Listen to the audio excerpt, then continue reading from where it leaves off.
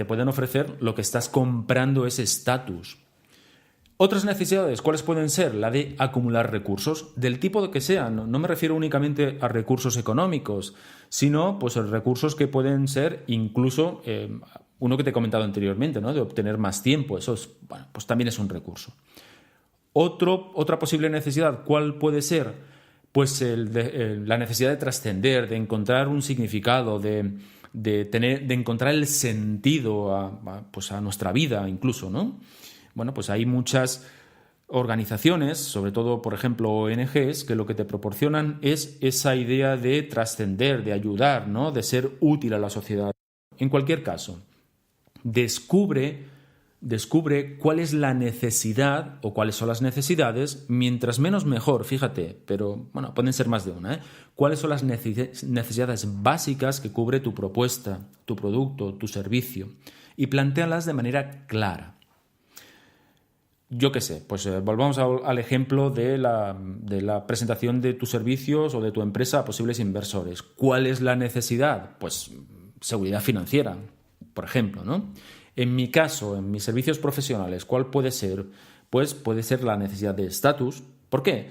Pues porque de alguna forma, si tú logras ser más persuasivo, si logras conocer los secretos de cómo convencer a otras personas, lo que vas a hacer es lograr más objetivos. Por lo tanto, tu estatus profesional va a aumentar. También el deseo de significado. ¿Por qué? Bueno, pues porque vas a conocer los secretos acerca de cómo funciona la mente humana para convencer. Incluso eso te va a poder llevar, este tipo de conocimiento te va a poder llevar a una mejora en tus ingresos. ¿Por qué? Porque si aprendes a presentar tus ideas, si aprendes a que tus proyectos sean tenidos más en cuenta, a que tu opinión sea tenida más en cuenta, seguramente vas a conseguir tus objetivos profesionales de mejor manera, con lo cual es posible que eso te lleve a unos mayores ingresos. Bueno, fíjate, en mi caso hay estas tres necesidades más o menos claras, estas tres necesidades básicas establecidas. Entonces yo lo que haría sería presentar mi información de forma que se explicitase estas necesidades. Así que define la necesidad que tiene tu héroe y preséntala en tu información. Eso es lo primero que tienes que hacer. Segundo paso, fíjate, tu héroe tiene la intención de entrar en contacto contigo porque tiene un problema. Si el héroe no tiene un problema, pues simplemente no te necesita. Si el héroe no percibe que tiene un problema y que tú le puedes ayudar, pues no te va a necesitar. Por lo tanto, definir y presentar el problema que tiene el héroe es el gancho que va a atrapar la atención de tu audiencia, en este caso. ¿Cuál es el principal conflicto, cuál es el principal reto que tu servicio, que tu idea, que tu producto ayuda a superar? Esa es la pregunta que tienes que contestar. Es decir, ¿para qué vale la idea, el producto que tú presentas? Fíjate, la publicidad habla constantemente de estas cuestiones. Por ejemplo, en los detergentes, el malo, así entre comillas, es la suciedad o son las bacterias, ¿no? En los coches eléctricos, ¿cuál es el gran problema que ayudas a solucionar o que las marcas ayudan a solucionar? Pues el cambio climático o el excesivo gasto energético. En mi caso, es, por ejemplo, la indiferencia, ¿no? La indiferencia hace que pasemos desapercibidos, que nuestras ideas, proyectos y servicios, pues también. Con lo cual, ¿quién es el malo de la película? El problema. ¿Qué es lo que tú tienes que identificar? El malo de la película.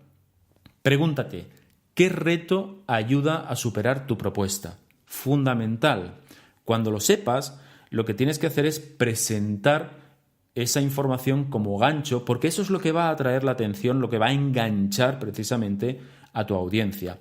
Tu audiencia va a notar o va a sentir que hablas de algo que les interesa decididamente. ¿Por qué? Pues porque tienen un problema. Y tú vas a dar a entender que identificas el problema y que además tienes una posible solución. Paso número 3. Una persona conoce al guía, en este caso a ti, y ese guía es alguien en quien confiar. Yo te decía que en este planteamiento nosotros no somos el héroe, sino que el héroe es nuestro potencial cliente. Entonces, ¿quiénes somos nosotros? Los guías. Los guías, ¿quiénes son? ¿Qué rol ejercen? Pues el rol de ayudar, de conducir a los héroes para superar sus dificultades. Entonces, la cuestión en este punto es, primero, ¿cómo demostramos que nosotros tenemos empatía? Es decir, ¿cómo demostramos que nosotros sabemos, reconocemos el problema que tiene nuestro héroe? Y, en segundo lugar, ¿cómo demostramos que nosotros tenemos la suficiente autoridad como para poder ayudar a nuestro héroe? Vamos al primer caso. Empatía. ¿Qué es empatía? Bueno, la empatía fundamentalmente en este caso la podríamos entender como demostrar que entendemos las dificultades que tiene el héroe y que además nos ponemos a su lado.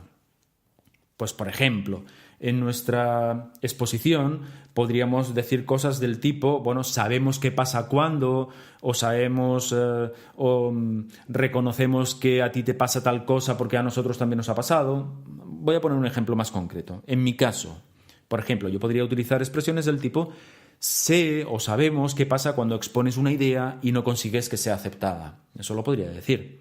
¿Por qué? Porque precisamente lo que estoy haciendo es identificar el problema que tiene la mayoría de la gente cuando expone ideas, y es que en muchas ocasiones pues pasan desapercibidas.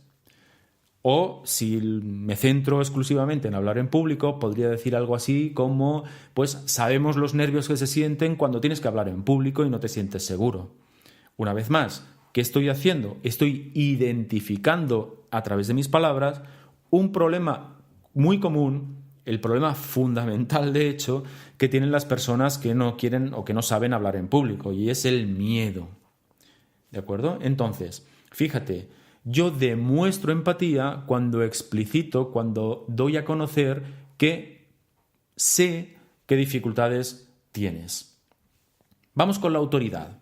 ¿Cómo demostramos autoridad? Bueno, pues aquí puedes utilizar casi todo lo que hemos venido contando en otros episodios acerca del ethos. ¿Recuerdas? De los 3 pilares de la persuasión, ethos, logos, pathos. El ethos. El ethos es tu autoridad. Con lo cual, fíjate, en primer lugar, nadie confía en un guía si no sabe pues que va a estar en buenas manos. Es decir, si por muy buena idea que tú me plantees, si yo después no puedo percibir que estoy en buenas manos contigo, que sabes lo que te haces, no te voy a seguir.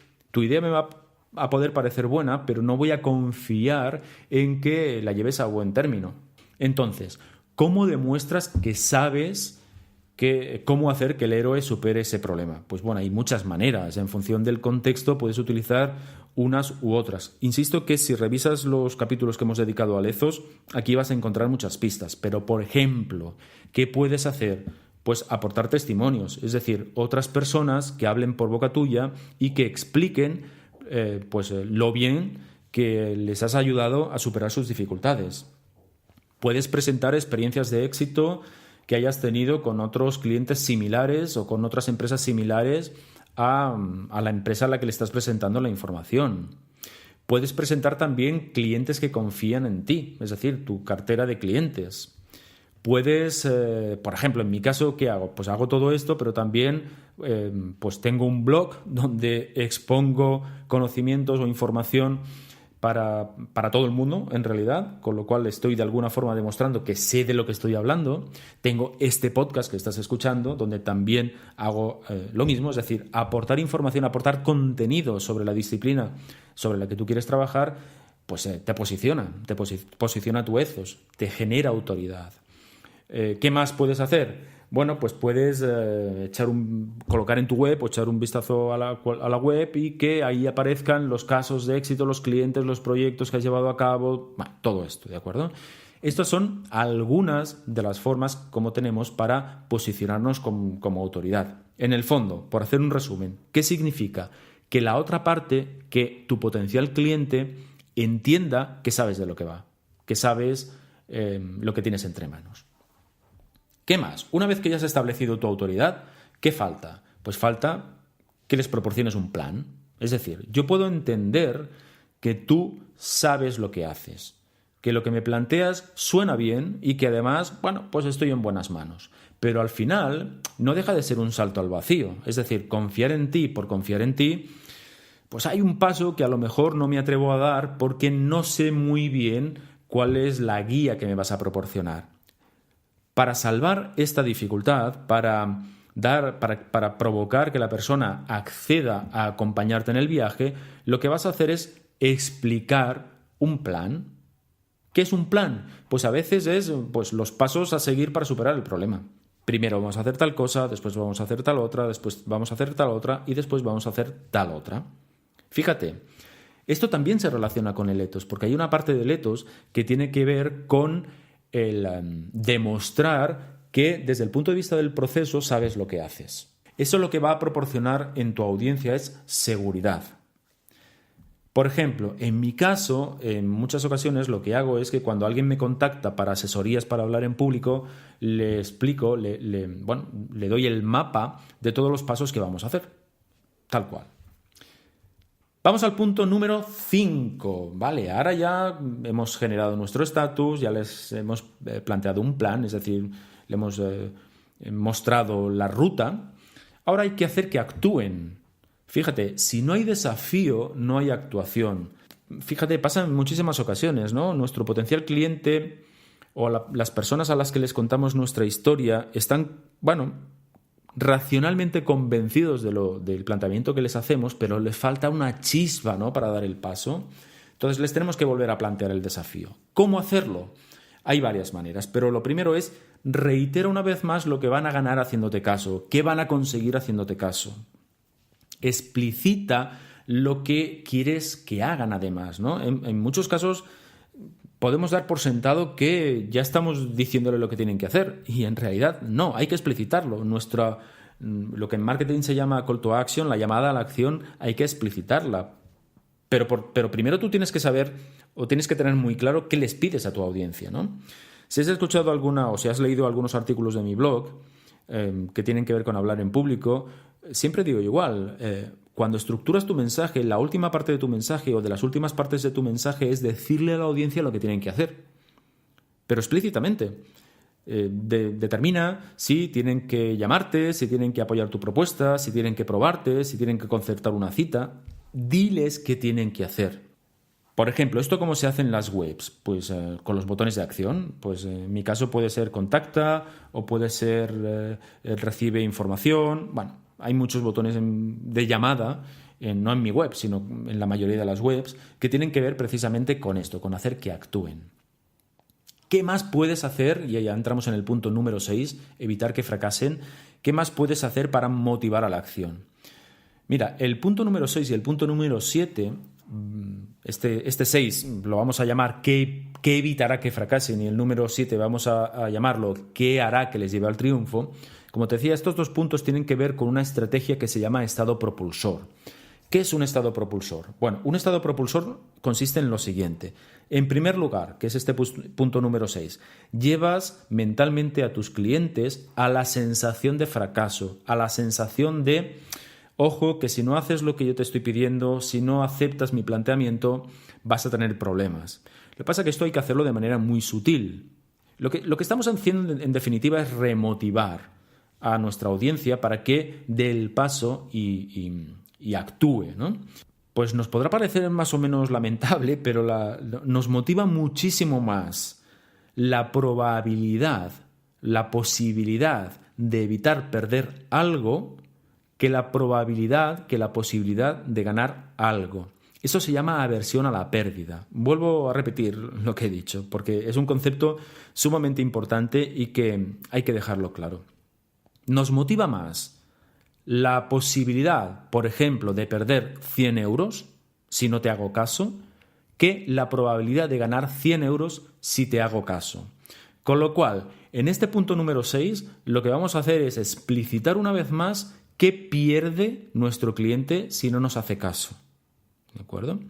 Fíjate, ¿qué hace Securitas Direct en sus anuncios? Pues te explicita de manera muy clara que podemos perder la sensación de seguridad y de tranquilidad en nuestro hogar si no ponemos una alarma.